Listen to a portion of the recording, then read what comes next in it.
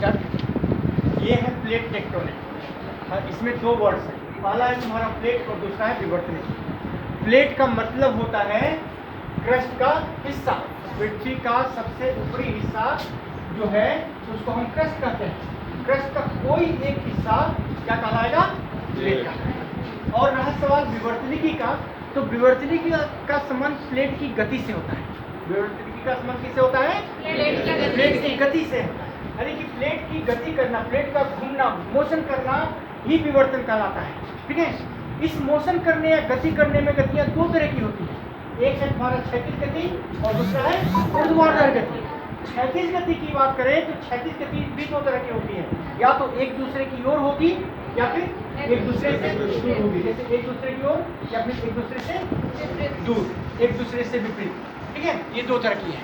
इसी तरह से ऊर्ध्वाधर गतियां भी दो तरह की हैं, या तो गति इसमें प्लेट ऊपर की ओर उठेगी, ठीक है, या फिर प्लेट नीचे की ओर उतरेगी। तो नीचे की ओर उतरेगी तो अधोमुखी गति, और ऊपर की ओर उठेगी तो ऊपरी मुखी गति। ठीक है, तो गतियां हो गई। प्लेट की इसी गति को हम क्या कहते हैं?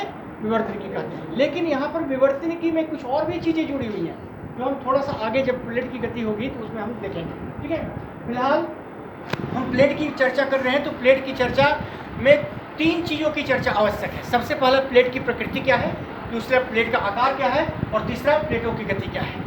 तो प्रकृति की अगर हम बात करें तो प्रकृति में प्लेट की प्रकृति का निर्धारण जो है, इसमें सिलिका की मात्रा जो है वो बड़ा मायने रखता है। अब जैसे तुम पृथ्वी को देखो, स्वेस ने जब क्लासिफिकेशन दिया था तो उसने बताया था कि क्रस्ट में सबसे ज़्यादा मात्रा में सिलिका है, और इसके बाद एल्युमिनियम। मेंटल में सबसे ज़्यादा मात्रा में सिलिका है, इसके बाद अदर एलिमेंट मैग्नीशियम नहीं। तो यहाँ सिलिका की मात्रा पूरे पृथ्वी में बड़ा मायने रखती है, इसकी प्रकृति के, इसके अम्लीय होने के, क्षारीय होने के गुण का निर्धारण करने में। अगर सिलिका की मात्रा 50% से ज़्यादा हो जाए, सिलिका की मात्रा 50% से ज़्यादा हो जाए तो ये प्लेट जो है वो अम्लीय प्लेट हो जाती है, इसका घनत्व ज़्यादा होता है, और तब ऐसी प्लेटों को क्या कहते हैं? महासागरीय प्लेट कहते हैं। क्लियर है? महासागरीय प्लेट का एकमात्र उदाहरण है वो है प्रशांत महासागरीय प्लेट, और एकमात्र महासागरीय प्लेट प्रशांत महासागर ही है। और ये क्वेश्चन ऑब्जेक्टिव में पूछता है कि कौन महासागरीय प्लेट है। दूसरी बात कि अगर सिलिका की मात्रा 50% से कम हो तो ऐसे में प्लेट का घनापन घट जाता है, प्लेट का घनत्व घट जाता है, प्लेट हल्की हो जाती है, प्लेट की डेंसिटी कम हो जाती है, और तब ऐसी प्लेटों को हम क्षारीय प्लेट कहते हैं। क्लियर? क्षारीय प्लेट में जितने महाद्वीपीय प्लेट हैं वो सारे के सारे क्षारीय प्लेट के अंतर्गत आते हैं। जैसे यूरेशियन प्लेट है, उत्तरी अमेरिकन प्लेट, दक्षिण अमेरिकन प्लेट है, अफ्रीकन प्लेट है, ये सारे के सारे क्षारीय प्लेट, मतलब हाँ क्षारीय प्लेट के। इसी तरह से अम्लीय क्षारीय, सिलिका की मात्रा 50% तो अम्लीय भी गुण पाया जाएगा और क्षारीय भी गुण पाया जाएगा। हो सकता है कि प्लेट का एक हिस्सा, आधा हिस्सा क्षारीय हो और आधा हिस्सा महासागरीय हो, अम्लीय हो। अम्लीय होगा तो प्लेट महासागरीय होगी, और क्षारीय होगा तो प्लेट महाद्वीपीय होगी। तो आधा हिस्सा हल्की प्लेट से बना है तो आधा हिस्सा भारी प्लेट से बना है। आधा हिस्से में घनत्व कम है, आधे हिस्से में घनत्व ज़्यादा है, जैसे Indo Australian plate. Indo Australian plate इसका सबसे बेहतरीन एग्जाम्पल है। एकमात्र ऐसी प्लेट है जिसमें महासागरीय प्लेट और महाद्वीपीय प्लेट दोनों के गुण हैं। क्लियर? तो इस तरह से प्रकृति के आधार पर प्लेटों का एक वर्गीकरण था, जो कि 3 प्रकार है। अब प्लेटों के आकार को अगर हम देखें तो प्लेटों के आकार को मुख्यतः 3 भागों में बांटा जाए।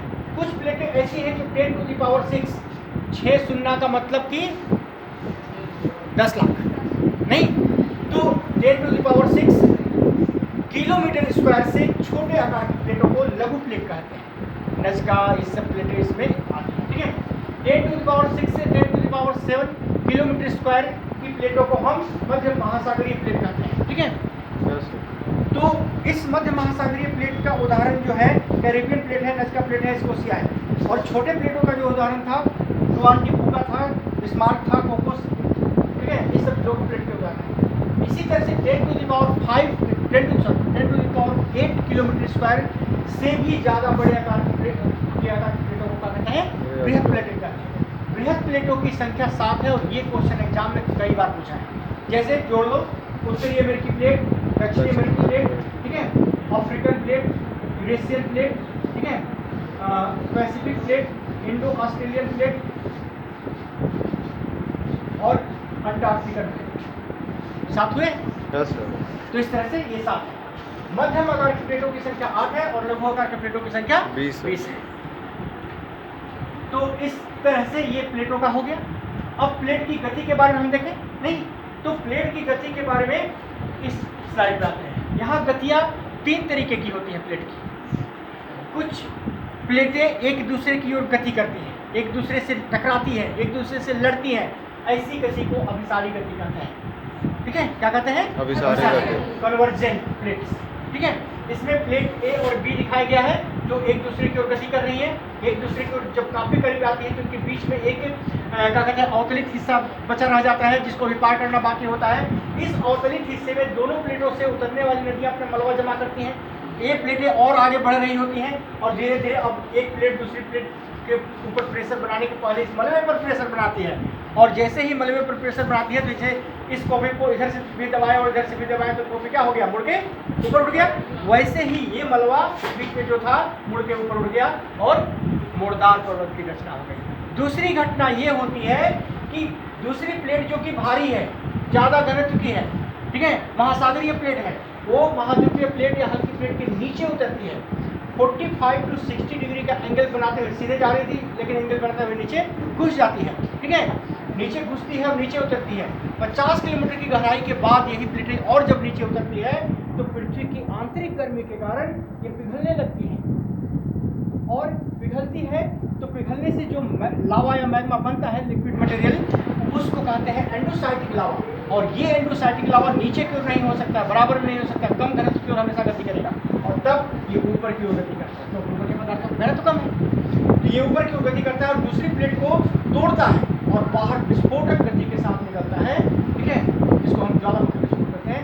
सारे पदार्थ निकलते हैं, जमा हो जाते हैं और इस तरह से मुड़दार पर्वत के श्रृंखला के बीच में ज्वालामुखी विस्फोट की घटना हो जाती है। जैसे उत्तरी अमेरिका और दक्षिण अमेरिकी प्लेट में दोनों प्लेटें पश्चिम की ओर गति कर रही थी और पैसिफिक प्लेट जो है पूरब की ओर गति कर रही थी। दोनों आपस में टकराई और उसके किनारों पर मुड़दार पर्वत की रचना हुई। उत्तरी अमेरिका में इस पर्वत को रॉकी और दक्षिण अमेरिका में क्या कहा गया, एंडीज। और पैसिफिक प्लेट इस प्लेट के नीचे उतर गई, जैसे यहाँ पर ये प्लेट नीचे उतरी थी, ये प्लेट ज्यादा एंगल पे नीचे उतर गई, जिसके चलते ये तेजी से नीचे उतरी, काफी गहराई तक चल गई और काफी गहराई तक जाने के चलते ये पिघली, और पिघली तो इस पर्वतीय हिस्से के बीच में ऐसे ही एंडोसाइटिक लावा विस्फोट बना के बाहर निकला और ज्वालामुखी पर्वत बनाई। पूरा उत्तर से लेकर दक्षिण तक तुम देखो ये ज्वालामुखी विस्फोट की घटना है जो आज भी है। ठीक है, तो ये है, लेकिन इसी तरह की घटना यूरेशियाई प्लेट और इंडियन प्लेट के बीच में हुई। यहाँ पर इंडियन प्लेट ने जो झुकाव लिया था नीचे उतरने के समय में वो बहुत ज़्यादा झुकाव नहीं था, और यही कारण है कि इंडियन प्लेट जो है कम झुकाव के साथ इसके नीचे ही रह गई, और इस प्लेट की पूरी मोटाई इतनी ज़्यादा हो गई कि नीचे का कोई भी लावा या मैग्मा इसको तोड़ के बाहर निकल जाता है, और इसके चलते हिमालय क्षेत्र में आज तक हुई ही नहीं। ठीक है, तो ये हुआ तुम्हारा। यहाँ पर इससे हमको क्या देखने को मिलता है कि एक प्लेट जब दूसरी प्लेट के नीचे उतरती है तो गर्मी के कारण पिघल जाती है, पिघलने के कारण एंडोसाइटिक लावा में कन्वर्ट हो जाती है। ये एंडोसाइटिक लावा दूसरी प्लेट को तोड़ के बाहर निकलता है, ये ज्वालामुखी, जिसके चलते ज्वालामुखी विस्फोट की घटना होती है, ज्वालामुखी पर्वत बनते हैं इसके जमाव से। और उसके पहले इस दोनों प्लेटों के टकराने के पहले इसके बीच में जो गैस गैस में जो मलबा जमा हो रहा था, वो मलबा क्या होता है कि मुड़ के ऊपर उठता है और मुड़दार पर्वत की रचना हो जाती है। ठीक है, और इस तरह से मुड़दार पर्वत बनते हैं। हिमालय पर्वत, रॉकीज, एंडीज, एटलस, ये सारे पर्वत क्या है, मुड़दार पर्वत, रिसेंटली बने हुए मुड़दार पर्वत, जापान युग में बनने वाले मुड़दार पर्वत। ये जो घटना नीचे एक प्लेट दूसरी प्लेट की जो नीचे उतरी थी, कितने एंगल पे उतरी थी, इस क्षेत्र को क्या कहेंगे, इसकी खोज किसने की थी, बेनी ऑफ जोन ने कही थी, इसलिए इसको बेनी ऑफ जोन मेखला भी कहते हैं। ठीक है, इसको क्षेपण मेखला, सबडक्शन जोन। क्लियर।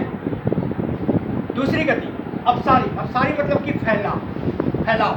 इसमें एक ही प्लेट जो है पृथ्वी के नीचे से उठने वाली संवहन तरंगों के कारण एक दूसरे से शुरू होने लगती है। एक्चुअली पृथ्वी के नीचे मैंने वही बताया कि ये पृथ्वी है, तो पृथ्वी के नीचे किसी भी बिंदु पर जब अचानक कुछ खास कारणों से, या तो रेडियो एक्टिव एलिमेंट के विस्फोटित होने से, या फिर बहुत ज़्यादा मात्रा में वहाँ पर उष्मा ऊर्जा के उत्पन्न होने के कारण ये उष्मा ऊर्जा उत्पन्न होती है। इस उष्मा ऊर्जा के उत्पन्न होने के स्थान को, जहाँ पर एकाएक बहुत ज़्यादा मात्रा में उष्मा ऊर्जा उत्पन्न होती है, उस स्थान को क्या कहते हैं, हॉटस्पॉट।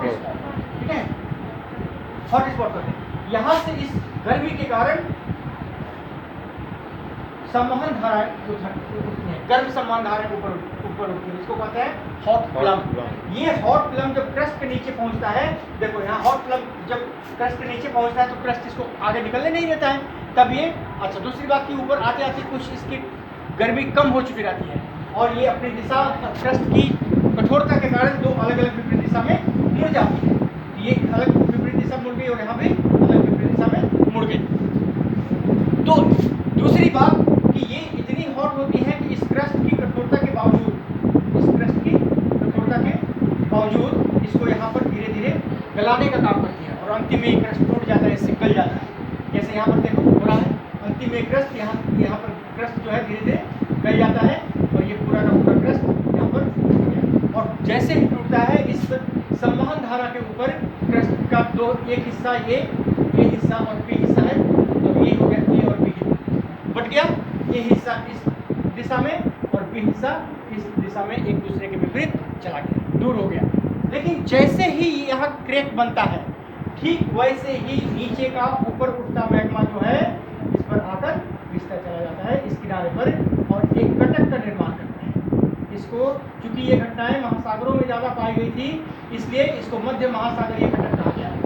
ठीक है, जैसे अटलांटिक महासागर के बीचों बीच मध्य महासागरीय कटक पाया जाता है और वहाँ पर यही होता है कि ये प्लेट नीचे से उठती संवहन धाराओं के कारण पिघलकर टूट गई और एक दूसरे से दूर जाने लगी। लेकिन जैसे ही खिसकती है उस स्थान को नीचे से ऊपर आने वाली मैग्मा जो है वो भर देती है और यहाँ पर एक कटक का निर्माण करती है। चूंकि यहाँ पर लगातार एक निर्माण हो रहा है, इस किनारे पर प्लेट के इस किनारे पर लगातार मैग्मा के जमा होने से नई प्लेट की रचना हो रही है।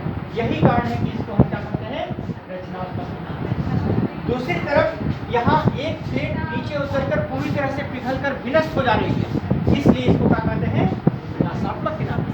तो अपसारी गति के कारण विनाशात्मक किनारों का निर्माण होता है, प्लेटों के किनारों का विनाश होता है।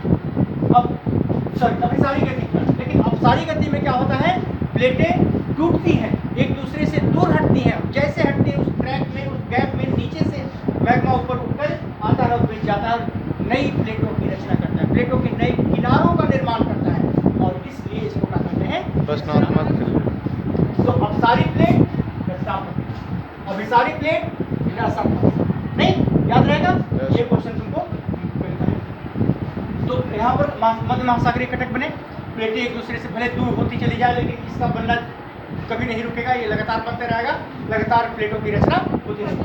लेकिन दूर होने के बाद तो प्लेटों की लंबाई बढ़ जानी चाहिए ना जी, ऐसा नहीं है, ये भी जब दूर होता है तो ऐसे ही किसी प्लेट के नीचे जाकर घुस जाता है, तो जितना इधर बनेगा उतना इधर पिघले और इस तरह से पूरे पृथ्वी पर क्रस्ट का हिस्सा, क्रस्ट का क्षेत्रफल में कोई अंतर नहीं आता है, वो लगातार उतना ही बना रह जाता है, जितना बना उतना डूबा।